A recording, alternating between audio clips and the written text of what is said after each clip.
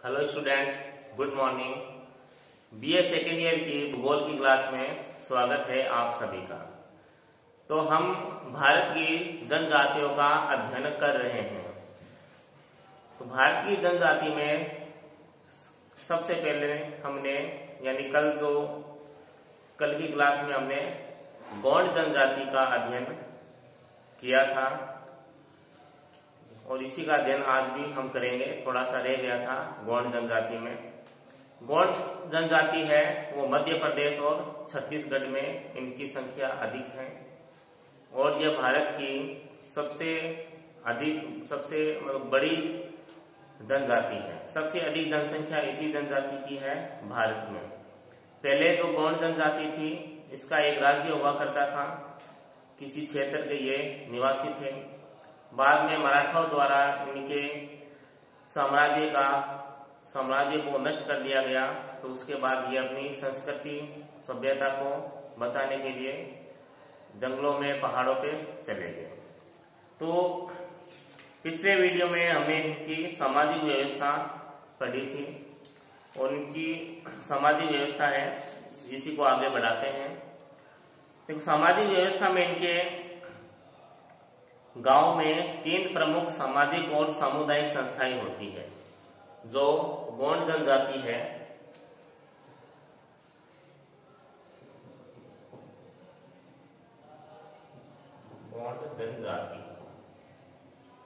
इस जनजाति के देखो गांव में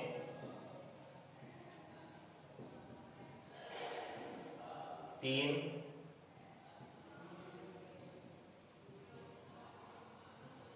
सामाजिक और सामुदायिक संस्थाएं होती है। 3 सामाजिक और सामुदायिक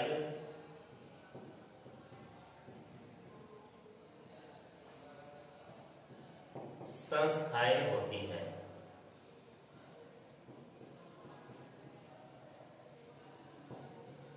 इनके देखो पहला नाम है इसमें बाड़ा, गुरी और गोतुल। बाड़ा, सेकेंड है गुरी,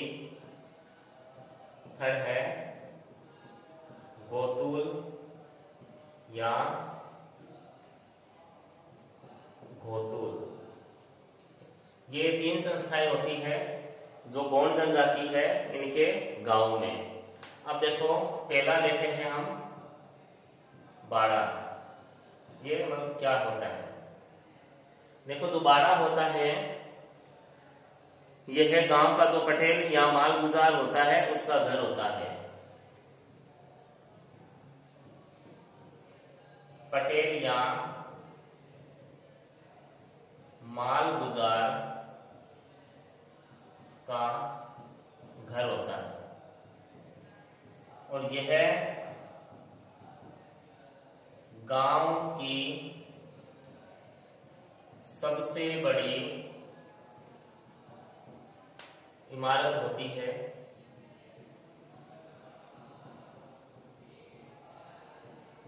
यानी सबसे बड़ा ये भवन होता है या घर होता है गांव की सबसे बड़ी। तो गांव के मध्य में स्थित होती है। गांव के मध्य में स्थित होती है ये। गांव के मध्य में स्थित और क्या काम आती है? देखो, धार्मिक और सांस्कृतिक कार्यक्रम होते हैं। धार्मिक और सांस्कृतिक कार्यक्रम यहाँ बाड़ा में होते हैं। उसके अलावा कोई सरकारी अफसर, सरकारी अधिकारी या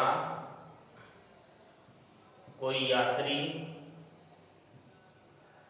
यहाँ ठहरते हैं।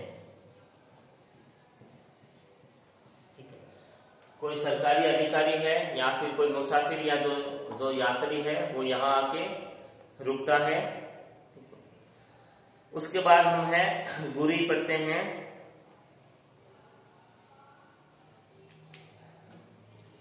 सेकंड है गुरी।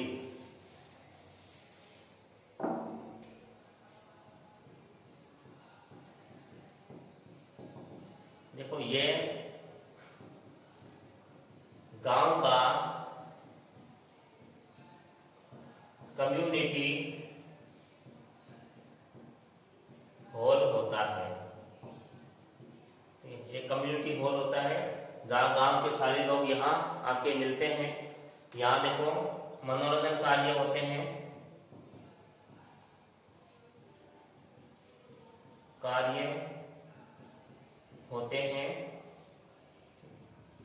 और इसका जो निर्माण है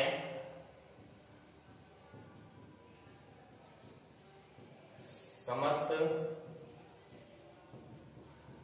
गांव वाले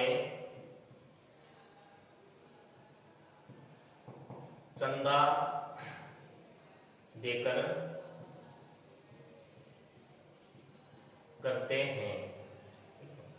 समस्त गांव वाले इसका चंदा देते हैं, फिर ये जो गुरी है इसका निर्माण करते हैं और यहाँ पर मनोरंजन संबंधी कार्यक्रम होते हैं।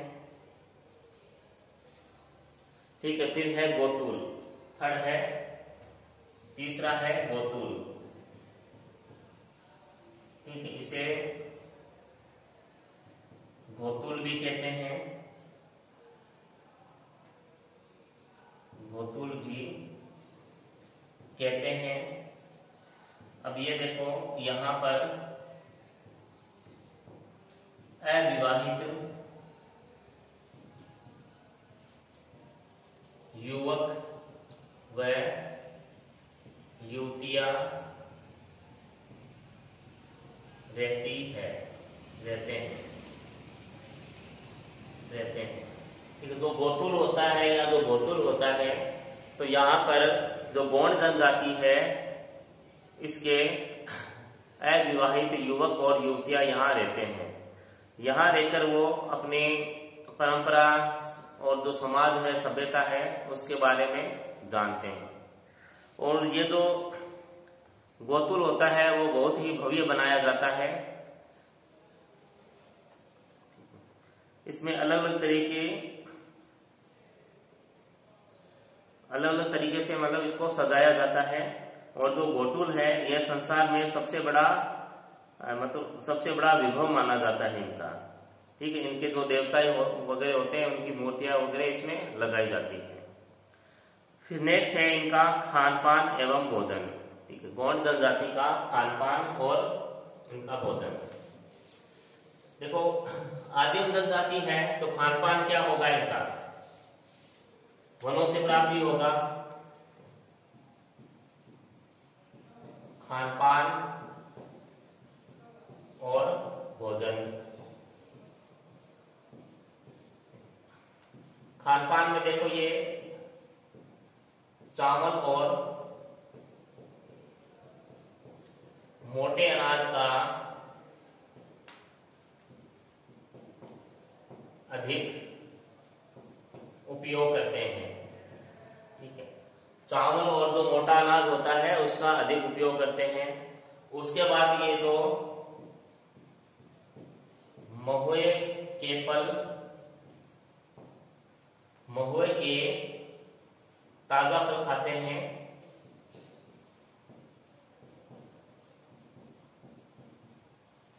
महुए के ताजा फल भी खाते हैं और इसको सुखा के भी इसके फलों को खाते हैं।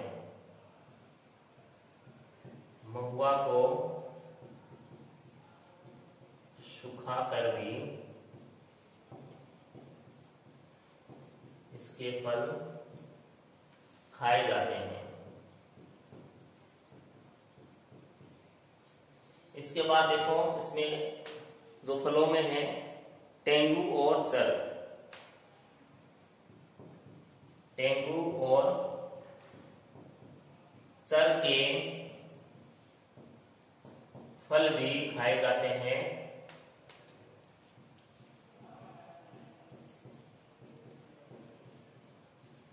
टेंगू और चर के फल भी ये खाते हैं। ये वनों से प्राप्त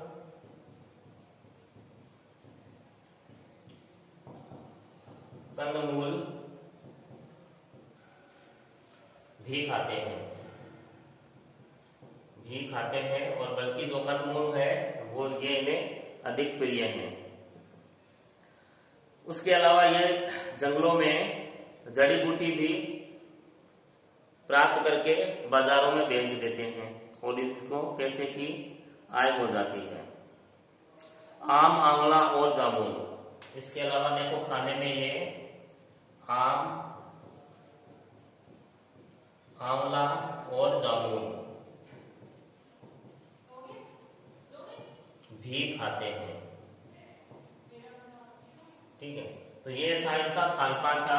चावल और जो मोटे अनाज है वो खाने में अधिक खाते हैं। उसके अलावा जो महुआ का जो फल होता है वो अधिक पसंद करते हैं। फिर टेंगू और चर जो फल है वो भी खाते हैं। ये था इनका खान पान था। अब इनका देखो आर्थिक जीवन, गौड़ जनजाति का आर्थिक जीवन। तो आर्थिक जीवन इनका है वो कृषि पर आधारित है। आर्थिक जीवन, ठीक है, इनका जो आर्थिक जीवन है वो कृषि पर आधारित है।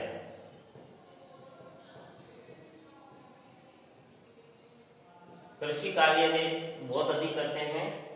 ठीक है, अब कृषि कार्य के अलावा ये देखो मछली पकड़ने का काम भी करते हैं। उसके अलावा पशुपालन भी करते हैं। और जो इनके जो देखो क्षेत्र है वो वनों में और पठारी क्षेत्र है, तो वहां पर बहुत अधिक खनन कार्य भी होता है। तो कुछ जो इस जनजाति के लोग हैं वो खनन कार्यों में भी लगे हुए हैं और कारखानों में भी लगे हुए हैं। ठीक है, तो इसमें पहला लेते हैं कृषि। देखो कृषि में ये आदि प्रकार की करते हैं। यानी आदि प्रकार की कृषि कौन सी है? जो मैंने आपको बताया था, ये प्राथमिक व्यवसाय में जो कृषि पढ़ाई थी आपको, स्थानांतरित कृषि। तो ये स्थानांतरित कृषि कहते हैं, जिसे झूमी कृषि या झूम कृषि भी कहते हैं। लेकिन यहाँ पर जो स्थानांतरित कृषि है या जो झूम कृषि है उसे दीपा कहते हैं। देखो कृषि के यहाँ दो प्रकार है। पहला तो है ये देखो दीपा कृषि करते हैं। सेकेंड नाम था इसका पेंडा कृषि। पेंडा कृषि, ठीक है, एक दीपा कृषि है और एक पेंडा कृषि है। अब देखो दीपा कृषि क्या है इनकी? दीपा कृषि का है तो ये क्या है? स्थानांतरित कृषि है। स्थानांतरित कृषि है। ठीक है, तो स्थानांतरित कृषि कैसी होती है आपको बताया था मैंने। उसमें क्या करते हैं, 2 या 4 सालों के लिए एक जगह पर कृषि की जाती है। जो वन क्षेत्र होते हैं उसे जला दिया जाता है और उसमें 2 से 4 साल तक कृषि करते हैं। उसके बाद ये क्या करते हैं, खेत को बदल लेते हैं स्थानांतरित कृषि में। तो वही जो प्रोसेस है इसमें चलता है, दीपा कृषि में ये करते हैं। और इसमें साधारण औजारों का प्रयोग होता है। ठीक है, कोई मशीनों का प्रयोग नहीं होता है। अब ठीक है, लेकिन अब पेंडा कृषि देखो। पेंडा कृषि भी क्या है? स्थानांतरित कृषि ही है। पेंडा कृषि भी स्थानांतरित कृषि है, मगर इसमें देखो क्या होता है, ये जो कृषि है ये पहाड़ी क्षेत्रों में होती है। पहाड़ी क्षेत्रों में क्या करते हैं, सीढ़ीदार खेत बनाते हैं। सीढ़ीदार खेत बनाते हैं। ठीक है, और ये क्या है, समतल जगह पे की जाती है दीपा कृषि। बस इतना ही इसमें फर्क है। जो पेंडा कृषि करते हैं वो पहाड़ी क्षेत्रों में करते हैं, सीढ़ीनुमा खेत बनाते हैं। और वही है ये भी स्थानांतरित कृषि है। तो इसमें भी क्या है, वनों को साफ करते हैं, 2 से 4 साल तक वहां कृषि करते हैं, बाद में उस खेत को छोड़ दिया जाता है। तो ये होगी इनकी कृषि। उसके बाद कृषि के बाद है इसमें पशुपालन। तो पशुपालन का देखो ये जो कार्य करते हैं,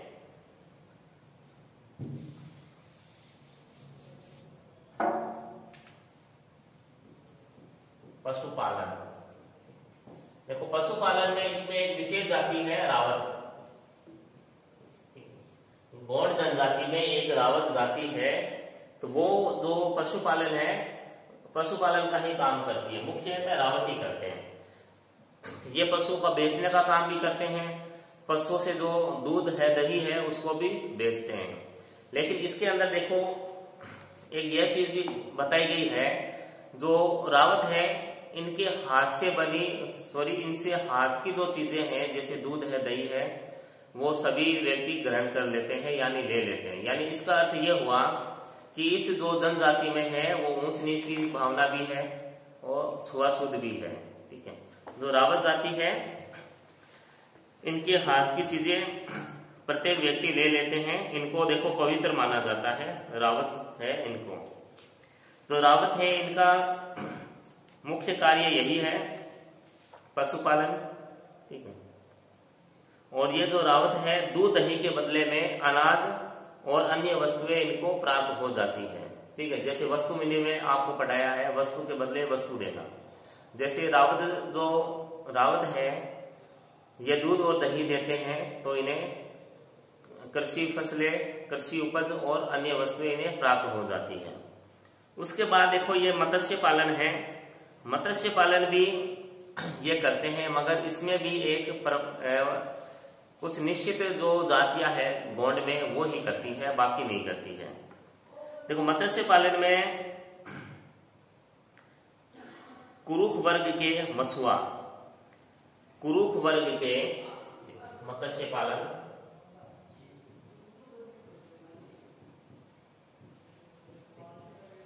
पालन में देखते हैं, कुरुख वर्ग के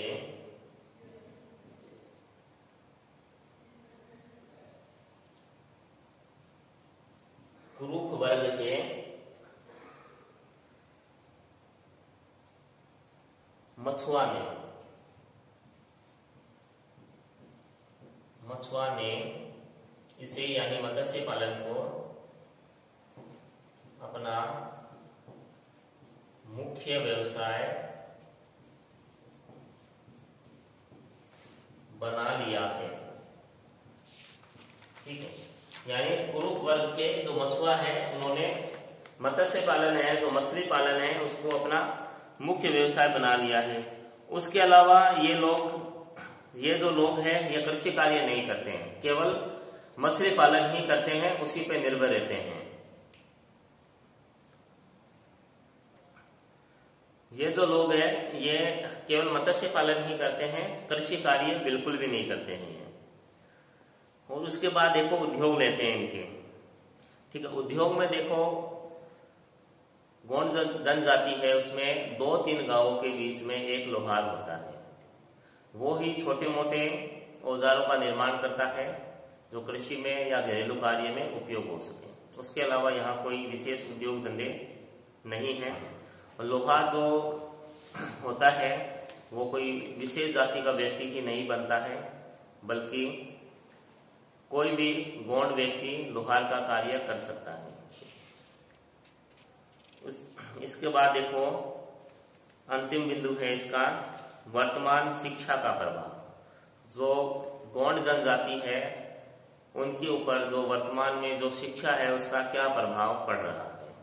जैसे सरकार ने कई ऐसी योजनाएं बनाई है जनजाति वर्ग के उत्थान के लिए। तो जो गोंड जनजाति के लोग हैं इनका जो जीवन है वो जटिलताओं से भरा हुआ है।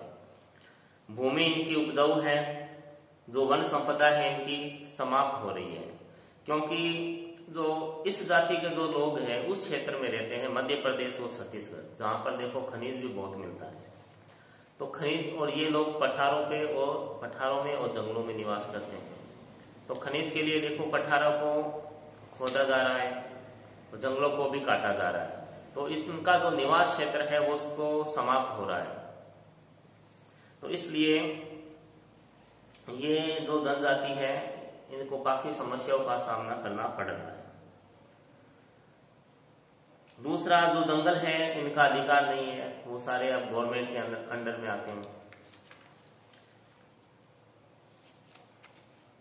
तो कठोर परिश्रम के बाद भी ये 2 वक्त की अपनी रोटी की भी व्यवस्था नहीं कर सकते हैं। तो सरकार ने अब यहाँ शिक्षा को बढ़ावा दिया है, और जैसे यहाँ बताया मैंने आपको, ये औद्योगिक क्षेत्र है जहाँ ये निवास करते हैं। यहाँ पर कई कारखाने हैं, कई जो खान हैं वो है। तो अब जो गौंड जनजाति है वो इन क्षेत्रों में काम करने लगी है, कारखानों में भी काम कर रही है और जो खनन कार्यों में भी लगे हैं। इससे इनकी आर्थिक स्थिति में कुछ सुधार हुआ है, कुछ ये आधुनिक समाज से ये जुड़ने लगे हैं, तो इनमें बहुत सारे बदलाव अब आ रहे हैं। तो अब ये जो लोग हैं अब जंगलों में या पठारी क्षेत्रों में नहीं रहते हैं, जो जहाँ इनके कार्य करने का क्षेत्र है वहां पे ये निवास करते हैं। तो वहां पे ये निवास करते हैं तो वहां इन्हें अस्पताल, स्कूलों और बाजारों की सुविधा इन्हें उपलब्ध हुई है। यानी अब इनके जीवन यापन में कोई समस्या नहीं आ रही है, क्योंकि ये अब आधुनिक समाज से या आधुनिक मुख्य धारा से अब ये जुड़ते जा रहे हैं। तो यातायात के साधन विकसित हो गए हैं, जिनसे ये नगरों से संपर्क इनका बन गया है, और अब इनका जो जीवन है वो अधिक सुरक्षित हो गया है। ठीक है, इनका जो जीवन है वो पहले से अधिक सुखमय हो गया है, क्योंकि गौंड जो जनजाति है मुख्य धारा से अब जुड़ने लगी है। तो ये जो गौंड जनजाति है तो ये हमने कंप्लीट कर ली है। अब नेक्स्ट वीडियो में मिलेंगे आपसे एक नई जनजाति के साथ। तब तक घर पे रहें, स्वस्थ रहें, सुरक्षित रहें और पढ़ते जरूर रहें। धन्यवाद।